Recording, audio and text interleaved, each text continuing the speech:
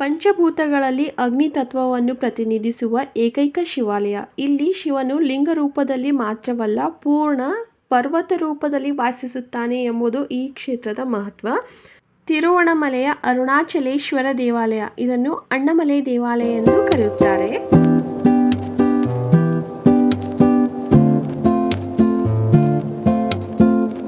Hi all, ನಮಸ್ಕಾರ ಎಲ್ಲರಿಗೂ and welcome back to Shivamogga Bidar YouTube channel. ಯಾರಾದರೂ ಈ ವಿಡಿಯೋ ಮೂಲಕ ನನ್ನ ಚಾನಲ್ನ ಫಸ್ಟ್ ಟೈಮ್ ನೋಡ್ತಾ ಇದ್ದೆ, ದಯವಿಟ್ಟು ಒಂದ್ಸಲ ಸಬ್ಸ್ಕ್ರೈಬ್ ಮಾಡಿಕೊಂಡು ವಿಡಿಯೋನ ನೋಡ್ಕೊಳ್ಳಿ. ಹಾಗೆ ವಿಡಿಯೋ ಸ್ಕಿಪ್ ಮಾಡದೆ ಕೊನೆವರೆಗೂ ನೋಡಿ. ಇಷ್ಟ ಆದರೆ ಲೈಕ್ ಮಾಡೋದನ್ನು ಮರಿಬೇಡಿ. ಮತ್ತು ಪಕ್ಕದಲ್ಲಿರೋ ಬೆಲ್ ಐಕನ್ನು ಒಂದ್ಸಲ ಪ್ರೆಸ್ ಮಾಡಿ, ಬಿಕಾಸ್ ನಾನು ಹಾಕೋ ಪ್ರತಿಯೊಂದು ಹೊಸ ವಿಡಿಯೋ ಫಸ್ಟ್ ನೋಟಿಫಿಕೇಷನ್ ನಿಮಗೆ ಬರುತ್ತೆ. ಇವತ್ತಿನ ಈ ವಿಡಿಯೋದಲ್ಲಿ ನಾನು ನಿಮ್ಮ ಜೊತೆ ಶೇರ್ ಮಾಡ್ಕೊತಾ ಇರೋದು ತಿರುವಣ್ಣಾಮಲೆಯ ಅರುಣಾಚಲೇಶ್ವರ ದೇವಾಲಯ, ಅಥವಾ ಇದನ್ನು ಅಣ್ಣಾಮಲೈ ದೇವಾಲಯ ಎಂದಲೂ ಕರೆಯುತ್ತಾರೆ. ಭಾರತದ ತಮಿಳುನಾಡಿನ ತಿರುವಣ್ಣಾಮಲೈ ನಗರದಲ್ಲಿರೋ ಇದು ಶಿವನಿಗೆ ಅರ್ಪಿತವಾಗಿರೋ ದೇವಾಲಯ. ಈ ದೇವಾಲಯವು ದೊಡ್ಡ ಅರುಣಾಚಲ ಪರ್ವತದ ಬುಡದಲ್ಲಿದೆ ಮತ್ತು ಪಂಚಭೂತ ಕ್ಷೇತ್ರಗಳಲ್ಲಿ ಒಂದಾಗಿದೆ. ಇಲ್ಲಿನ ಲಿಂಗವು ಸ್ವಯಂಭೂ ಎಂದು ನಂಬಲಾಗುತ್ತದೆ ಮತ್ತು ಇದು ಆದಿ ಅಣ್ಣಾಮಲೈ ದೇವಸ್ಥಾನಕ್ಕಿಂತಲೂ ಹಳೆಯ ದೇವಸ್ಥಾನ ಎಂದು ನಂಬಲಾಗುತ್ತದೆ. ಈ ವಿಡಿಯೋದಲ್ಲಿ ಈ ಅರುಣಾಚಲಂ ದೇವಸ್ಥಾನಕ್ಕೆ ಯಾವ ಥರ ಹೋಗೋದು, ಬಸ್ ಕನೆಕ್ಟಿವಿಟಿ, ಟೆಂಪಲ್ ಟೈಮಿಂಗು, ಹಾಗೆ ಗಿರಿ ಪ್ರದಕ್ಷಿಣೆ ಕಂಪ್ಲೀಟ್ ಡೀಟೇಲ್ಸು ನಾನು ಈ ವಿಡಿಯೋದಲ್ಲಿ ನಿಮ್ಮ ಜೊತೆ ಶೇರ್ ಮಾಡ್ಕೊತಾ ಇದ್ದೀನಿ.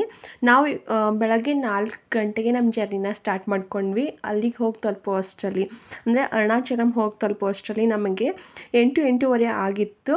ಬೆಂಗಳೂರಿಂದ ತಿರುವಣ್ಣಾಮಲೈಗೆ ಒಂದು 4ರಿಂದ 5 ಅವರ್ ಜರ್ನಿ ಆಗುತ್ತೆ. ಹಾಗೆ ನಾವು ಬಸ್ ಕನೆಕ್ಟಿವಿಟಿನ ನೋಡೋದಾದರೆ, ಬೆಂಗಳೂರು ಸ್ಯಾಟಲೈಟ್ ಬಸ್ ಸ್ಟಾಪಿಂದ ಕಂಟಿನ್ಯೂವಸ್ ಆಗಿ ಬಸ್ಗಳು ಹೋಗ್ತಾನೆ ಇರುತ್ತೆ. ಅಲ್ಲಿಂದ ಮಡಿವಾಳ, ಸಿಲ್ಕ್ ಬೋರ್ಡು, ಎಲೆಕ್ಟ್ರಾನಿಕ್ ಸಿಟಿ, ಹಾಗೆ ಹೊಸೂರು ಸ್ಟಾಪ್ ಕೊಟ್ಕೊಂಡು ಹೋಗ್ತಾ ಇರುತ್ತೆ. ಮತ್ತು ಹೊಸೂರಿಂದನೂ ಕೂಡ ಅಷ್ಟೇ ಕಂಟಿನ್ಯೂವಸ್ ಆಗಿ ಬಸ್ಗಳು ಹೋಗ್ತಾನೆ ಇರುತ್ತೆ. ನಾವು ತಿರುವಣ್ಣಾಮಲೈಗೆ KSRTC ಬಸ್ಸಿಂದನೂ ಹೋಗ್ಬೋದು, ಹಾಗೆ ತಮಿಳ್ನಾಡು ಬಸ್ಸಿಂದನೂ ಹೋಗ್ಬೋದು, ಮತ್ತು ಪ್ರೈವೇಟ್ ಬಸ್ಸಿಂದನೂ ಹೋಗ್ಬೋದು.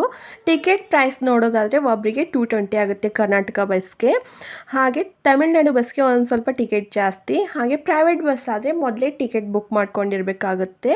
ಬಸ್ಸಲ್ಲಾದರೆ 5 to 6 ಅವರ್ಸ್ ಜರ್ನಿ ಆಗುತ್ತೆ. ತಿರುವಣ್ಣಾಮಲೈ ದೇವಸ್ಥಾನದಿಂದ ಬಸ್ ಸ್ಟ್ಯಾಂಡು 1 ಕಿಲೋಮೀಟರ್ ಆಗುತ್ತೆ. ನಾವು ಬಸ್ ಸ್ಟ್ಯಾಂಡಲ್ಲಿ ಇಳ್ಕೊಂಡು ಅಲ್ಲಿಂದ ನಡ್ಕೊಂಡು ಬೇಕಾದರೂ ಹೋಗ್ಬೋದು, ಇಲ್ಲ ಆಟೋದಲ್ಲಿ ಬೇಕಾದರೂ ಹೋಗ್ಬೋದು.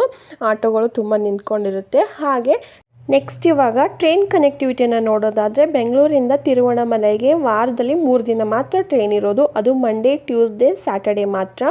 ಟೈಮಿಂಗ್ ಬಂದುಬಿಟ್ಟು ನೈಟ್ 9:00 ಬೆಂಗಳೂರು ಹೊರಟ್ರೆ ತಿರುವಣ್ಣಾಮಲೈಲಿ ತಲುಪೋದು ನೆಕ್ಸ್ಟ್ ಮಾರ್ನಿಂಗ್ 4:18ಕ್ಕೆ.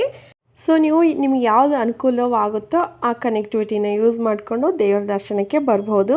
ಇಲ್ಲಿನ ವಿಶೇಷತೆ ಏನಂತ ಅಂದರೆ, ಇದು ಪಂಚಭೂತ ಕ್ಷೇತ್ರಗಳಲ್ಲಿ ಒಂದಾಗಿರುವ ಅಗ್ನಿ ಸ್ವರೂಪವನ್ನು ಪ್ರತಿನಿಧಿಸುತ್ತದೆ. ಹಾಗೆ ಈ ಸ್ಥಳದ ಕಥೆ ಪುರಾಣ ನೋಡೋದಾದರೆ, ಬ್ರಹ್ಮ ಮತ್ತು ವಿಷ್ಣು ಅವರ ಅಹಂಕಾರವನ್ನು ನಾಶ ಮಾಡಲು ಶಿವನು ಅಗ್ನಿಸ್ತಂಭವಾಗಿ ಪ್ರತ್ಯಕ್ಷನಾಗಿದ್ದನಂತೆ. ಅದನ್ನು ಕಂಡ ದೇವತೆಗಳು ಆಶ್ಚರ್ಯಗೊಂಡರು. ಆ ಅಗ್ನಿಸ್ತಂಭವೇ ಇಂದು ಅರುಣಾಚಲ ಪರ್ವತವಾಗಿ ಭಕ್ತರಿಗೆ ದರ್ಶನವನ್ನು ಕೊಡುತ್ತದೆ. ಹಾಗೆ 24 ಎಕರೆಯಲ್ಲಿರುವ ಈ ದೇವಸ್ಥಾನವು ಸುಮಾರು 1900 ವರ್ಷಗಳಿಗಿಂತಲೂ ಹಳೆಯ ದೇವಸ್ಥಾನವಾಗಿದೆ. ಮತ್ತು ಇಲ್ಲಿ 9 ರಾಜಗೋಪುರಗಳನ್ನು ಹೊಂದಿದೆ. ಹಾಗೆ ಇವಾಗ ತೋರಿಸ್ತಾ ಇದ್ದೀನಲ್ಲ, ಈ ರಾಜಗೋಪುರ ನೀವು ನೋಡಬಹುದು. ಇಂಡಿಯಾದಲ್ಲಿ 2ನೇ ಅತಿ ದೊಡ್ಡ ರಾಜಗೋಪುರ ಇದು. ಇದರ ಎತ್ತರ ಬಂದುಬಿಟ್ಟು 217 ಅಡಿ ಆಗಿದೆ. ಇನ್ನೊಂದು ಆಶ್ಚರ್ಯದ ವಿಷಯ ಏನಂತ ಗೊತ್ತಾ, ಈ ರಾಜಗೋಪುರವನ್ನು ನಿರ್ಮಾಣ ಮಾಡಿದವರು ನಮ್ಮ ಮೈಸೂರಿನ ರಾಜರಾದ ಕೃಷ್ಣದೇವರಾಯ ಒಡೆಯರು. ತಿರುವಣ್ಣಾಮಲೆಯ ಅರುಣಾಚಲೇಶ್ವರ ದೇವಸ್ಥಾನ ಹೆಸರಿನಲ್ಲೇ ಒಂದು ಭಯ ಭಕ್ತಿಯನ್ನು ಹೊಂದಿದೆ. ಈ ದೇವರನ್ನ ನೆನೆಸ್ಕೊಂಡ್ರೆ ಸಾಕು ಮೋಕ್ಷ ಸಿಗುತ್ತೆ ಅಂತ ಹೇಳುತ್ತಾರೆ. ಮತ್ತು ಈ ಕ್ಷೇತ್ರವನ್ನು ಭೂಲೋಕದ ಸ್ವರ್ಗ ಅಂತಲೂ ಕರೀತಾರೆ. ಹಾಗೆ ಈ ದೇವಸ್ಥಾನಕ್ಕೆ ನಾವು ಹೋಗಬೇಕು ಅಂತ ಎಷ್ಟೋ ಸಲ ಅಂದ್ಕೊಂಡಿದ್ವಿ, ಆದರೆ ಹೋಗೋಕ್ಕಾಗಿಲ್ಲ. ಸುಮಾರು ಒಂದು 4-5 ಸಲ ಆದರೂ ಪ್ಲ್ಯಾನ್ ಮಾಡಿಕೊಂಡು ಕ್ಯಾನ್ಸಲ್ ಮಾಡ್ಕೊಂಡಿದ್ವಿ. ಏನಂತ ಅಂದರೆ, ತಿರುವಣ್ಣಾಮಲೆಯ ಅರುಣಾಚಲೇಶ್ವರ ದೇವಸ್ಥಾನಕ್ಕೆ ನಾವು ಹೋಗಬೇಕು ಅಂತ ಅಂದ್ಕೊಂಡ್ರೆ ಹೋಗೋಕ್ಕಾಗಲ್ಲ. ಆ ದೇವರು ನಮಗೆ ಯಾವಾಗ ಕರೆಸ್ಕೋಬೇಕು ಅಂತ ಅಂದ್ಕೊಂಡಿರ್ತಾರಲ್ಲ, ಆವಾಗ ಮಾತ್ರ ನಾವು ಈ ದೇವ್ರನ್ನ ದರ್ಶನ ಮಾಡ್ಕೋಬೋದು ಅಂತ ನಾನು ಹೇಳೋಕ್ಕೆ ಇಷ್ಟಪಡ್ತೀನಿ. ಹಾಗೆ ದೇವಸ್ಥಾನದ ಟೈಮಿಂಗ್ ನೋಡಬೇಕಂತ ಅಂದರೆ, ಬೆಳಗ್ಗೆ 5 ಗಂಟೆಯಿಂದ ಮಧ್ಯಾಹ್ನ 12:30ವರೆಗೂ ಓಪನ್ ಇರುತ್ತೆ. ಮತ್ತು ಅದಾದಮೇಲೆ 12:30 ಕ್ಲೋಸ್ ಆಗಿ ಮತ್ತೆ 3:30ಕ್ಕೆ ಓಪನ್ ಆಗಿ ರಾತ್ರಿ 9:30ವರೆಗೂ ಓಪನ್ ಇರುತ್ತೆ. ನಾವು ತುಂಬ ಬೇಗ ತಲುಪಿದ್ವಲ್ಲ, ಸೊ ಬೆಳಗ್ಗೆ ಬೇಗನೆ ದರ್ಶನ ಮುಗಿಸ್ಕೊಂಡ್ವಿ. ಇಲ್ಲಿ 2 ಥರ ಎಂಟ್ರಿ ಇರುತ್ತೆ. ಒಂದು 50 ರುಪೀಸ್ ಕೊಟ್ಟು ಸ್ಪೆಷಲ್ ಎಂಟ್ರಿ ಮತ್ತು ಇನ್ನೊಂದು ಫ್ರೀ ಎಂಟ್ರಿ ಆಗಿರುತ್ತೆ. ನಾವು ಜನ ಕಡಿಮೆ ಇದ್ದರು ಅಂತ ಫ್ರೀ ದರ್ಶನಕ್ಕೆ ಹೋಗಿದ್ವಿ. ನಾವು 1 ಅವರಲ್ಲೇ ದರ್ಶನ ಮುಗಿಸ್ಕೊಂಡು ಆಚೆ ಬಂದಿದ್ವಿ. ಈ ದೇವಸ್ಥಾನಕ್ಕೆ ನೀವು ಪೌರ್ಣಮಿಯ ದಿನ ಬರೋದು ತುಂಬಾ ವಿಶೇಷ ಅಂತ ಹೇಳ್ಬೋದು. ಪೌರ್ಣಮಿಯ ದಿನ ಇಲ್ಲಿ ನೀವು ಬರೋದಾದರೆ ಮೊದಲೇ ಪ್ಲ್ಯಾನ್ ಮಾಡಿಟ್ಕೊಂಡಿರ್ಬೇಕು. ಯಾಕಂತಂದರೆ ಬಸ್ಸಲ್ಲಂತೂ ಜಾಗ ಸಿಗೋದೇ ಇಲ್ಲ. ಸೊ ಓನ್ ವೆಹಿಕಲಲ್ಲಿ ಪ್ಲ್ಯಾನ್ ಮಾಡ್ಕೊಂಡಿರ್ಬೇಕು. ಇಲ್ಲ ಅಂತಂದರೆ ಮೊದಲೇ ಟಿಕೆಟ್ನ ಬುಕ್ ಮಾಡ್ಕೊಂಡಿರ್ಬೇಕು. ಹಾಗೆ ರೂಮ್ಸು ಕೂಡ ಬೇರೆ ದಿನ ಆದರೆ ಆರಾಮಾಗಿ ಸಿಗುತ್ತೆ. ಪೌರ್ಣಮಿ ದಿನ ಬರೋದಾದರೆ ರೂಮ್ಸು ಒಂದು ಸ್ವಲ್ಪ ಮೊದಲೇ ಬುಕ್ ಮಾಡ್ಕೊಂಡಿರ್ಬೇಕಾಗುತ್ತೆ. ತುಂಬಾ ಜನ ಇರ್ತಾರೆ. ನಾವು ಹೋಗಿದ್ದು ಪೌರ್ಣಮಿಯ ಹಿಂದಿನ ದಿವಸ. ಸೊ ಜಾಸ್ತಿ ಜನ ಏನೂ ಇರಲಿಲ್ಲ. ಅದಕ್ಕಾಗಿ ಆರಾಮಾಗಿ ದರ್ಶನನ ನಾವಿಲ್ಲಿ ಮಾಡ್ಕೊಂಡ್ವಿ. ಮತ್ತು ಇಲ್ಲಿ ನಾವು 2 ಕಲ್ಯಾಣಿಗಳನ್ನ ನೋಡ್ಬೋದು. ಒಂದು ಶಿವಗಂಗೆ ತೀರ್ಥ ಮತ್ತು ಇನ್ನೊಂದು ಬ್ರಹ್ಮತೀರ್ಥ ಅಂತ. ಮತ್ತು ಇಲ್ಲಿ ನಾನು ಇನ್ನೊಂದು ವಿಶೇಷತೆ ನೋಡಿಕೊಂಡೆ. ಅದೇನಂತ ಅಂದರೆ ಚಿತ್ರಗುಪ್ತನ ದೇವಸ್ಥಾನ. ಇಲ್ಲಿವರೆಗೂ ನಾನು ಎಲ್ಲೂ ಚಿತ್ರಗುಪ್ತ ದೇವಸ್ಥಾನ ನೋಡಿರಲಿಲ್ಲ. ಈ ದೇವಸ್ಥಾನದಲ್ಲೇ ಫಸ್ಟ್ ಟೈಮ್ ನೋಡಿದ್ದು. ಹಾಗೆ ಇವಾಗ ತೋರಿಸ್ತಾ ಇದ್ದೀನಲ್ಲ, ಅದು ನಂದಿ ವಿಗ್ರಹ, ಏಕಶಿಲೆಯ ನಂದಿ ವಿಗ್ರಹ ಕೂಡ ಇದೆ ಇಲ್ಲಿ. ಇದ್ರ ಪಕ್ಕನೇ ಶಿವಗಂಗೆ ತೀರ್ಥ ಕೂಡ ಇದೆ, ನೋಡ್ಬೋದು ನೀವು. ನಮಗೆ ಗರ್ಭಗುಡಿಯಲ್ಲಿ ದರ್ಶನ ಮುಗಿಸ್ಕೊಳ್ಳೋಕ್ಕೆ 1 ಅವರ್ ಬೇಕಾಯಿತು. ಹಾಗೆ ಆಚೆಗಡೆ ಅಮ್ಮನವ್ರ ದೇವಸ್ಥಾನ, ಗಣೇಶನ ದೇವಸ್ಥಾನ, ಇದೆಲ್ಲ ಕಲ್ಯಾಣಿ ಎಲ್ಲ ನೋಡ್ಕೊಳ್ಳೋಕ್ಕೆ ಒಂದು 2 ರಿಂದ 3 ಅವರ್ ಟೈಮ್ ತೊಗೊಳ್ತು. ಹಾಗೆ ಇಲ್ಲಿ ನೋಡ್ಬೋದು ನೀವು, ಒಂದೇ ಕಡೆ ನಾವು 9 ಗೋಪುರಗಳನ್ನ ನೋಡ್ಕೋಬಹುದು. ಅದು ನಾವು ದರ್ಶನ ಮುಗಿಸ್ಕೊಂಡು ಆಚೆ ಬಂದ ತಕ್ಷಣ ಒಂದು ಗಣೇಶನ ದೇವಸ್ಥಾನ ಇದೆ. ಅಲ್ಲಿಂದ ಒಂದು ಸ್ವಲ್ಪ ಮುಂದೆ ಬಂದರೆ ಒಂದು ಮರ ಇದೆ. ಮರ ಹತ್ರ ಒಂದು ಸರ್ಕಲ್ ಥರ ಇದೆ. ಆ ಸರ್ಕಲ್ ಹತ್ರ ನಿಂತ್ಕೊಂಡ್ರೆ ನಾವು 9 ಗೋಪುರಗಳನ್ನು ಒಂದೇ ಕಡೆ ನೋಡ್ಕೋಬಹುದು. ಇಲ್ಲಿ ಬಿಟ್ಟರೆ ಇನ್ನು ಬೇರೆ ಕಡೆ ಎಲ್ಲೂ ನೀವು 9 ಗೋಪುರಗಳನ್ನು ಒಂದೇ ಕಡೆ ನೋಡ್ಕೊಳ್ಳೋಕ್ಕೆ ಆಗೋದಿಲ್ಲ. ಹಾಗೆ ದೇವಸ್ಥಾನ ಯಾವ ಥರ ಇದೆ ಅಂತ ಕಂಪ್ಲೀಟಾಗಿ ಎಲ್ಲಿ ತೋರಿಸ್ಕೊಟ್ಟಿದ್ರು, ಅದನ್ನು ನೋಡ್ಕೊಳ್ಳೋ ಅಷ್ಟರಲ್ಲಿ ನಮಗೆ ಮಧ್ಯಾಹ್ನ ಆಗೋಗಿತ್ತು. ಹಾಗೆ ದೇವಸ್ಥಾನದ ಹಿಂದೆ ಶಿವನ ಸ್ವರೂಪವಾದ ಒಂದು ಗಿರಿ ಅಥವಾ ಪರ್ವತವಿದೆಯಲ್ಲ, ಅಲ್ಲಿ ಕಾರ್ತಿಕ ಮಾಸದ ಪೌರ್ಣಮಿಯ ದಿನದಂದು ಆ ಬೆಟ್ಟದ ತುದಿಯ ಮೇಲೆ ಕಾರ್ತಿಕ ದೀಪವನ್ನು ಹಚ್ಚುತ್ತಾರಂತ ಇಲ್ಲಿ ಹೇಳ್ತಾರೆ. ಆ ಬೆಟ್ಟವನ್ನು ನಾವು ಶಿವನ ಸ್ವರೂಪವಾಗಿ ಇಲ್ಲಿ ಕಾಣಬಹುದು. ಹಾಗೆ ಇವಾಗ ನಾವು ಹೋಗ್ತಾ ಇರೋದು ಗರ್ಭಗುಡಿಯ ಒಳಗಡೆ. ಇವತ್ತು ಜನ ಏನು ಜಾಸ್ತಿ ಇರಲಿಲ್ಲ ಅಂತ ನಾವು ಆರಾಮಾಗಿ ದರ್ಶನ ಮಾಡ್ಕೊಂಡ್ವಿ. ನೀವು ದೇವ್ರ ದರ್ಶನ ಮಾಡ್ಕೊಂಡಾದ್ರೂ ಗಿರಿ ಪ್ರದಕ್ಷಿಣೆನ ಮಾಡ್ಕೋಬಹುದು. ಇಲ್ಲ ಅಂತಂದರೆ ಗಿರಿ ಪ್ರದಕ್ಷಿಣೆ ಮಾಡ್ಕೊಂಡು ಬಂದುಬಿಟ್ಟು ದೇವ್ರ ದರ್ಶನ ಮಾಡ್ಕೋಬಹುದು, ಅದಕ್ಕೇನು ಇಲ್ಲ. ಹಾಗೆ ಇನ್ನೊಂದು ನೆನಪಲ್ಲಿ ಇಟ್ಕೊಳ್ಳೋದು ಏನಂತ ಅಂದರೆ, ನೀವು ಗಿರಿ ಪ್ರದಕ್ಷಿಣೆನ ಮಾಡೋಬೇಕಾದ್ರೆ ಬರಿಗಾಲಲ್ಲೇ ನಡ್ಕೊಂಡು ಹೋಗಿಬಿಟ್ಟು ಮಾಡ್ಕೋಬೇಕಾಗತ್ತೆ. ಇಲ್ಲ ಆ ಥರ ಆಗಲ್ಲ ಅಂತಂದರೆ, ಅಂದರೆ ನಾವು ಮಕ್ಕಳನ್ನ ಕರ್ಕೊಂಡು ಹೋಗಿದ್ವಿ, ನಮಗೂ ಕಾಲ್ನಡಿಗೆಯಲ್ಲಿ ಗಿರಿ ಪ್ರದಕ್ಷಿಣೆನ ಮಾಡ್ಕೊಳ್ಳೋಕೆ ಆಗಲಿಲ್ಲ. ಅದಕ್ಕೋಸ್ಕರ ಹಾಗೆ ದೇವ್ರ ದರ್ಶನ ಮಾಡ್ಕೋತೀನಿ ಅಂತ ಅಂದರೆ ಓನ್ ವೆಹಿಕಲ್ ಇದ್ದರೆ ಓನ್ ವೆಹಿಕಲಲ್ಲಾದರೂ ಗಿರಿ ಪ್ರದಕ್ಷಿಣೆನ ಹಾಕ್ಕೋಬೋದು. ಇಲ್ಲಾಂತಂದರೆ ಆಟೋಗಳಿರುತ್ತೆ ದೇವಸ್ಥಾನದ ಮುಂದೆನೇ ತುಂಬಾ ಆಟೋಗಳು ನಿಂತ್ಕೊಂಡಿರುತ್ತೆ. ಆಟೋದಲ್ಲಿ ಬೇಕಾದರೂ ನೀವು ಗಿರಿ ಪ್ರದಕ್ಷಿಣೆನ ಮಾಡ್ಕೋಬೋದು. ಒಬ್ಬರಿಗೆ 400 to 500ವರೆಗೂ ತೊಗೋತಾರೆ. ಹಾಗೆ ನಾವು ದೇವಸ್ಥಾನದಲ್ಲಿ ದರ್ಶನ ಮಾಡಿಕೊಂಡು ಇವಾಗ ಪ್ರಸಾದನ ತೊಗೋತಾ ಇದ್ದೀವಿ. ಇಲ್ಲಿ 10 ರೂಪಾಯಿ ಕೊಟ್ಟರೆ ಹುಳಿ ಅನ್ನ ಅಥವಾ ಸ್ವೀಟ್ ಪೊಂಗಲ್ ಕೊಡ್ತಾರೆ. ಅದನ್ನು ತಿನ್ಕೊಂಡು ನೆಕ್ಸ್ಟ್ ಆಚೆಗಡೆ ಬಂದು ಮಧ್ಯಾಹ್ನದ ಊಟನ ಮುಗಿಸ್ಕೊಂಡು ನಾವಿವಾಗ ಗಿರಿ ಪ್ರದಕ್ಷಿಣೆಗೆ ಹೋಗ್ತಾಯಿದ್ದೀವಿ. ಅಂದರೆ ನಾವು ಕಾರಲ್ಲಿ ಹೋಗಿದ್ವಲ್ಲ, ಸೊ ಕಾರಲ್ಲೇ ಗಿರಿ ಪ್ರದಕ್ಷಿಣೆ ಮಾಡೋಣ ಅಂತ. ಅಂದರೆ ಗಿರಿ ಪ್ರದಕ್ಷಿಣೆ ಅಂತ ಅಂದರೆ ಮೇಯ್ನಾಗಿ ಹೇಳೋದಾದರೆ ಶಿವನ ಸ್ವರೂಪವಾಗಿರೋ ಪರ್ವತ ಇದೆಯಲ್ವಾ, ಅದ್ರ ಸುತ್ತಮುತ್ತಲೂ 14 ಕಿಲೋಮೀಟರ್ ಅಷ್ಟದಿಕ್ಕುಗಳಲ್ಲಿ ಅಷ್ಟಲಿಂಗಗಳನ್ನು ಪ್ರತಿಷ್ಠಾಪನೆ ಮಾಡಲಾಗಿದೆ. ಆ 14 ಕಿಲೋಮೀಟರ್ನ ನಡ್ಕೊಂಡು ನಾವು ಪರ್ವತವನ್ನು ಸುತ್ತ ಹಾಕಿದರೆ ಅದಕ್ಕೆ ಗಿರಿ ಪ್ರದಕ್ಷಿಣೆ ಅಂತ ಕರೀತಾರೆ. ನಾವು ಹೋಗ್ತಾ ಇದ್ದೀವಿ ಕಾರಿನಲ್ಲಿ. ಸೊ ನಾವು ಫಸ್ಟ್ ನೋಡೋದಿಲ್ಲಿ ಇಂದ್ರಲಿಂಗ, ಅದಾದಮೇಲೆ ಅಗ್ನಿಲಿಂಗ, ಅದಾದಮೇಲೆ ಯಮಲಿಂಗ, ಅದಾದಮೇಲೆ ನಿರುದಿಲಿಂಗ, ನೆಕ್ಸ್ಟು ವರುಣಲಿಂಗ, ನೆಕ್ಸ್ಟು ವಾಯುಲಿಂಗ, ನೆಕ್ಸ್ಟು ಕುಬೇರಲಿಂಗ, ಅದಾದಮೇಲೆ ಕೊನೆಯದಾಗಿ ಈಶಾನ್ಯಲಿಂಗ. ನಾವು ಗಿರಿ ಪ್ರದಕ್ಷಿಣೆನ ಸ್ಟಾರ್ಟ್ ಮಾಡೋದು ಇಂದ್ರಲಿಂಗದಿಂದ, ಕೊನೆಗೊಳಿಸೋದು ಈಶಾನ್ಯಲಿಂಗದವರೆಗೆ.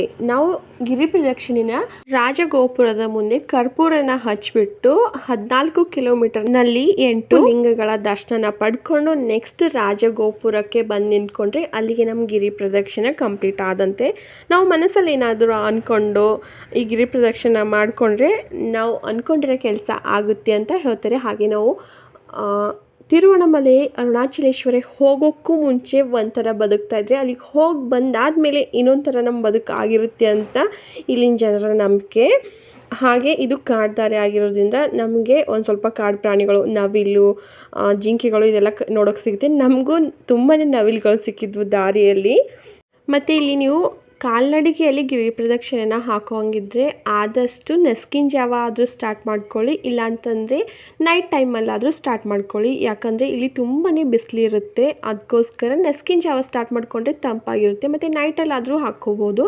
ಮತ್ತು ನೀವು ಗಿರಿ ಪ್ರದಕ್ಷಿಣೆ ಹಾಕುವಾಗ ಅಷ್ಟಲಿಂಗ ದರ್ಶನ ಮಾಡ್ಕೊಳ್ಳೋದಾದರೆ 8 ಗಂಟೆ ಮೇಲೆ ಎಲ್ಲ ದೇವಸ್ಥಾನಗಳು ಕ್ಲೋಸ್ ಆಗಿರುತ್ತೆ. ನೀವು ಆಚೆಗಡೆಯಿಂದಲೇ ದರ್ಶನ ಮಾಡ್ಕೋಬೇಕಾಗುತ್ತೆ.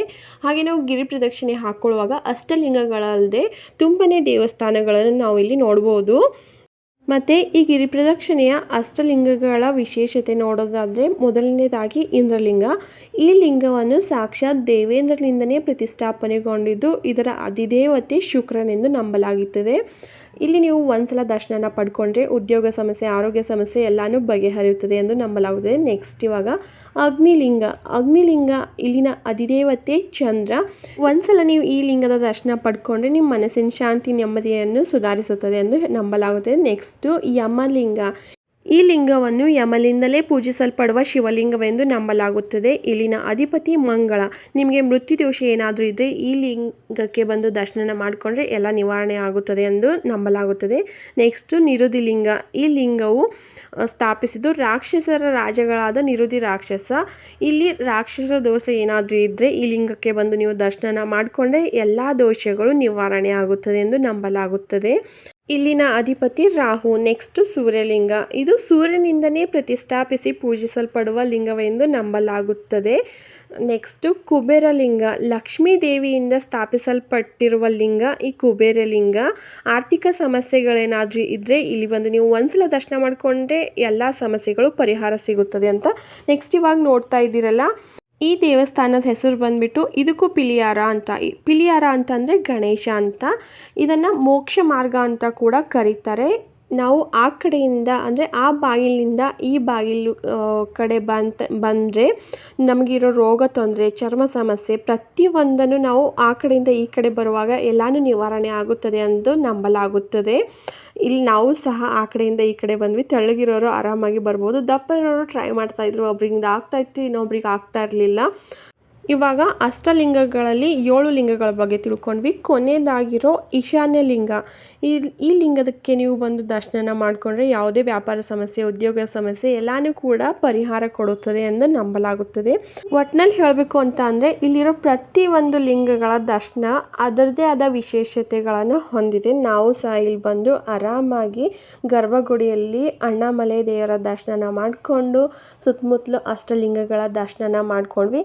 ಆದಷ್ಟು ಹೇಳೋದಾದರೆ ಇಲ್ಲಿ ನೀವು ಗಿರಿ ಪ್ರದಕ್ಷಿಣೆಯನ್ನು ಕಾಲ್ನಡಿಗೆಯಲ್ಲಿ ಹಾಕೋದಾದರೆ ಒಳ್ಳೆಯದು. ನಾವು ಮಕ್ಕಳಿದ್ದು ಅಂತ ಒಂದು ಸ್ವಲ್ಪ ಭಯ ಪಟ್ವಿ ಹಾಕೋಕ್ಕೆ. ಅದಾದಮೇಲೆ ನಮಗೆ ಅನ್ನಿಸ್ತಾ ಇತ್ತು, ನಾವು ಕಾಲ್ನಡಿಗೆಯಲ್ಲಿ ಹೋಗ್ಬೋದಿತ್ತಲ್ವ ಅಂತ. ಯಾಕಂದರೆ ನಾವು 14 ಕಿಲೋಮೀಟರ್ ನಡ್ಕೊಂಡು ಹೋಗುವಾಗ 1 ಕಿಲೋಮೀಟರ್, 1.5 ಕಿಲೋಮೀಟರ್, 2 ಕಿಲೋಮೀಟರ್ ಅನ್ನೋಷ್ಟರಲ್ಲಿ ನಾವು ದೇವಸ್ಥಾನಗಳನ್ನು ನೋಡ್ಕೊಂಡು ಹೋಗ್ತಾ ಇರ್ತೀವಿ. ಅಷ್ಟರಲ್ಲಿ ಟೈಮ್ ಹೋಗ್ತಾ ಇರುತ್ತೆ. ಸೊ 4-5 ಜನ ಬಂದುಬಿಟ್ಟು ಆರಾಮಾಗಿ ನೀವು ಗಿರಿ ಪ್ರದಕ್ಷಿಣೆ ಮಾಡಿಕೊಂಡು ದೇವ್ರ ದರ್ಶನ ಮಾಡಿಕೊಂಡು ಹೋಗ್ಬೋದು. ಹಾಗೆ ನೀವು ಗಿರಿ ಪ್ರದಕ್ಷಿಣೆನ ಹಾಕ್ಕೊಳ್ಳೋವಾಗ ಅಲ್ಲಲ್ಲಿ ಬೋರ್ಡು, ಮ್ಯಾಪು ಎಲ್ಲ ಕೊಟ್ಟಿರ್ತಾರೆ. ನಾವು ಇವಾಗ ಎಲ್ಲಿದ್ದೀವಿ, ನೆಕ್ಸ್ಟ್ ಯಾವ ಲಿಂಗ ದರ್ಶನ ಮಾಡ್ಕೋಬೇಕು ಅಂತ ಪ್ರತಿಯೊಂದು ಡೀಟೇಲ್ಸು ಇರುತ್ತೆ. ಹಾಗೆ ಮಧ್ಯೆ ವಾಶ್ರೂಮ್ ಫೆಸಿಲಿಟಿ ಕೂಡ ಎಲ್ಲ ಇದೆ. ಮತ್ತು ಮಧ್ಯೆ ಜ್ಯೂಸು, ಅನ್ನದಾಸೋಹ, ಕಾಲ್ನಡಿಗೆಯಲ್ಲಿ ಬರೋರಿಗೆ ಎಲ್ಲನೂ ಇಟ್ಟಿರ್ತಾರೆ. ಅದನ್ನೆಲ್ಲ ತಿನ್ಕೊಂಡು ಮಾತಾಡಿಕೊಂಡು ಆರಾಮಾಗಿ ಹೋಗ್ಕೋಬಹುದು. ಈ ತಿರುವಣ್ಣಾಮಲೆಯ ಅರುಣಾಮಲೇಶ್ವರ ದೇವಸ್ಥಾನದ ವಿಡಿಯೋ ನಿಮಗೆ ಯೂಸ್ಫುಲ್ ಆಗಿದೆ ಅಂತ ಅನ್ಕೋತೀನಿ. ವಿಡಿಯೋ ಯೂಸ್ಫುಲ್ ಆದರೆ ಕೊನೆಯವರೆಗೂ ನೋಡಿದರೆ ದಯವಿಟ್ಟು ಒಂದು ಲೈಕ್ ಮಾಡೋದನ್ನು ಮರಿಬೇಡಿ. ಹಾಗೆ ಮುಂದೆನೂ ಸಹ ಇದೇ ಥರ ಹೊಸ ವಿಡಿಯೋದೊಂದಿಗೆ ನಾನು ಬರ್ತೀನಿ. ಅಲ್ಲಿವರೆಗೂ bye, take care, thank you for watching.